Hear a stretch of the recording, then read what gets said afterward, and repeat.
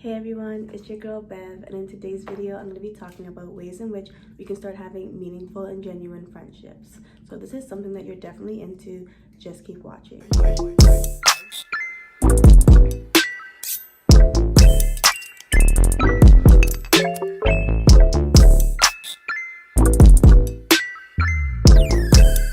Okay, so I'm pretty sure each and every single person has been in a friendship or is currently in one, and I'm pretty sure that sometimes we can find ourselves in some toxic friendships and we sit here wondering, how do we get ourselves in this mess? Well, I'm here to discuss the characteristics in which I believe make genuine and sincere friendships, okay? So first of all, vulnerability. I feel personally, if you're in a friendship or you consider someone your friend, you should be able to be vulnerable in front of them. I know that's the way society is. Like, sometimes you just want to be strong. You want to be the strong person in your friend group, the person that people can lean on, the person that when shit hits the fan, they can run to and vent to.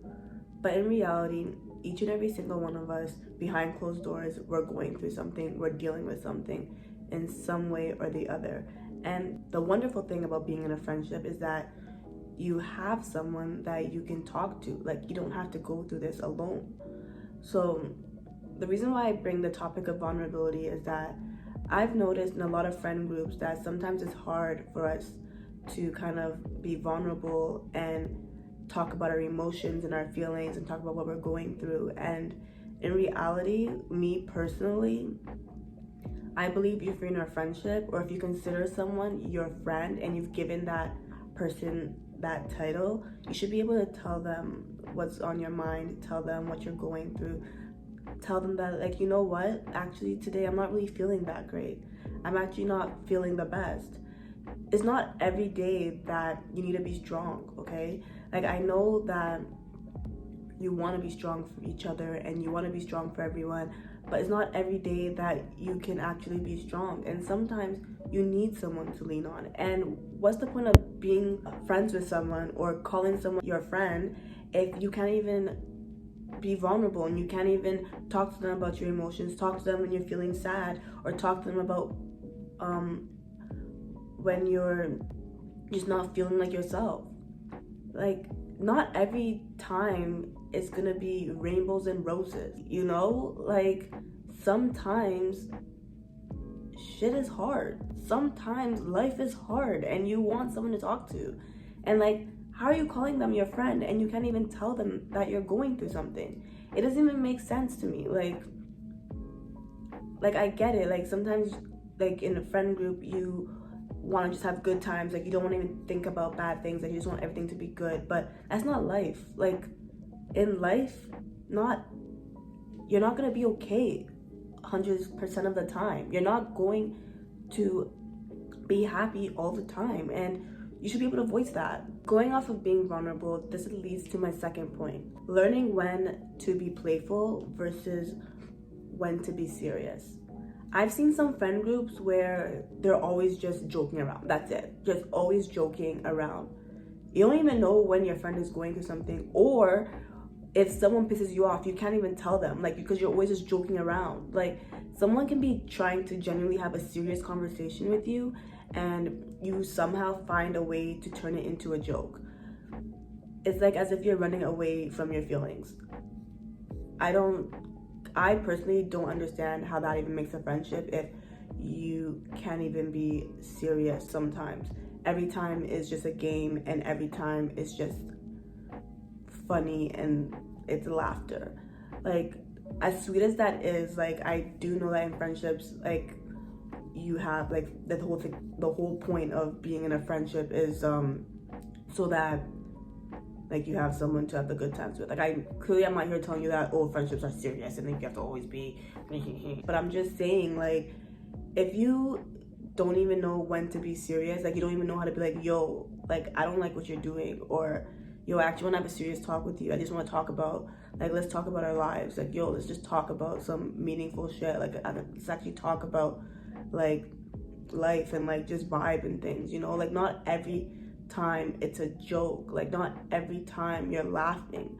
Like we're mature, like that's okay when like you're younger and you're in your grade school years, but when you start like hitting your 20s and stuff, and you're still in friendships where you're always just joking, like at this age you should start having friendships where you can actually sit down and have serious talks about like life, about ways to make money, like about your dreams, your aspirations. Not every time it's like, yo, when's the next party? Yo, I'm trying to turn up, like let's get lit. Like you don't even know when to have serious conversations. Like, are you an adult or are you a kid? Because kids always worry about the good times, but with adults, like you gotta learn how to be serious sometimes. Not everything is a game, not everything is a joke.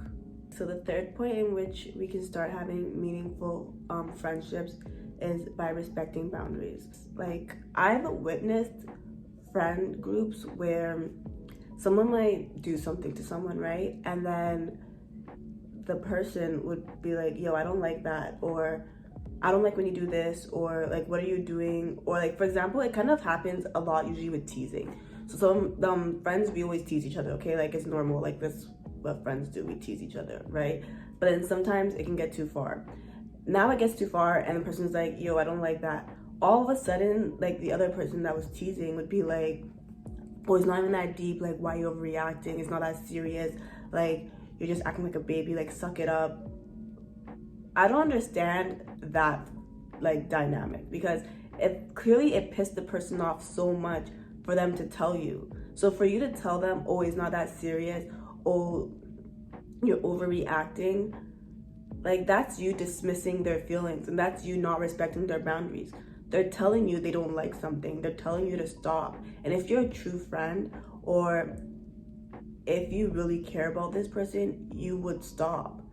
Like it's all about respecting boundaries. Like someone's teasing you about something that you genuinely feel insecure about, insecurity should be off limits. Like you should not be teasing people about their insecurities. Like someone feels insecure about something and then you're not teasing them and they're telling you to stop, or you can see they're starting to feel uncomfortable and it doesn't click in your head that you gotta stop.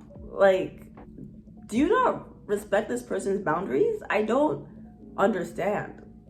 Like some people move really, really sketchy, okay? Like I look at some people and I'm just like, you are not a good friend at all. Like you're actually horrible. You are horrible and you have to work on yourself. So on to the fourth point is just looking out for each other's best interests. For instance, one of your friends is an artist, okay? Maybe they're working on a big project or they're working on an art exhibit and they've come to you as a friend to tell you. It shouldn't just end there. It's not that they tell you that one time and then now you sweep it under the rug and you move on with your life. I feel like if you're like a true friend, like it kind of would be on your mind. You know what I mean? In the sense that like maybe you don't see them for a few weeks, or you don't see them for a few days, or you don't speak to them for a few days. When you do, you'd probably ask them like, yo, so how's that art thing going? Or how is your art going? You know, that just shows that you genuinely care about their interests, you know? Or maybe you see a flyer that's looking for local artists, then you forward that flyer to your friend and be like, yo, actually I saw this flyer that's looking for local artists. I thought that'd be something you're interested in. That's what I mean by looking out for their best interest. Like someone can't tell you something and like you don't care. Like if you don't care what your friends tell you, why are they your friend? How do you not care about what your friends tell you? Like, how can someone tell you something and you don't even care? You don't even check up on them. You don't even keep them accountable. You don't even like ask them how that thing is going, or like when you see opportunities in that field, you don't like pass it on to them. You just like act as if they didn't come and tell you this. Like that doesn't even make any sense to me, and I honestly feel like that is something that's very important having in a friendship, is like literally just looking out for each other's best interest. Okay, so on to my last and final point is I believe that in your friend group, you guys should all be on the same page mentally. So for instance, let's say that you're an ambitious person. You can't be the only person in your friend group that's ambitious, because soon enough you'll either lose that ambition, or the friendship will just end up falling apart because you guys just don't want the same thing in life, you know? I'm not saying that if you're an artist to have only artist friends, if you're a dancer to only have dancer friends, like if you're this to have only that type of friend, you know? Like, you can have a friend group that's diverse, but the core value is still the same, which is that you're all ambitious in what you choose to do, right? So you can't, like, I personally don't think it's gonna work out if you guys are all on the same page mentally, because then there's gonna be times when you want to go to someone and talk to them, but you can't even talk to the people you consider your friends because they don't even understand you, or they don't even relate to what you're going through because they're not even on that, like, on the same page as you. So then what's the point? Like, now you just feel alone, but you have a bunch of friends, but you feel alone. I just believe that once you, like, find a group of friends, or like once you find people, and or even if you guys just have a talk and now you find out you're on the same page as each other, like, it makes it so much easier because now you're able to hold each other accountable, and in case one person is slipping up, you're able to, like, hold each other accountable. You're able to bounce ideas off of each other, able to, like, elevate each other to greater heights, and it's just a great time all around, you know?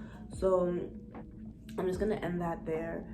So to me, these are the 5 points that I believe, or the 5 characteristics, let's say, that I believe make friendships more meaningful and more genuine. If you agree with me, give this video a thumbs up. If you don't agree with me, leave a comment down below. Let's talk. I actually want to see what you guys think. Like, I want to know if you guys have any other points, or have any other characteristics that you want to add to this list, or if you guys don't agree, just let me know why you don't agree or why you think my point's stupid. Because, like, I'm so tired of seeing people just having friends just for the sake of having friends, instead of, like, actually having meaningful and genuine friendships. Like, I personally rather have a few friends which I know are on the same page as me, and which I know I can be vulnerable with, which I know respect my boundaries, as opposed to having a bunch of friends who are just space fillers and don't respect me, or who don't treat me the way I feel I deserve to be treated, you know? So again, that's the end of this video, and I'll definitely see you in the next one. Bye, everyone.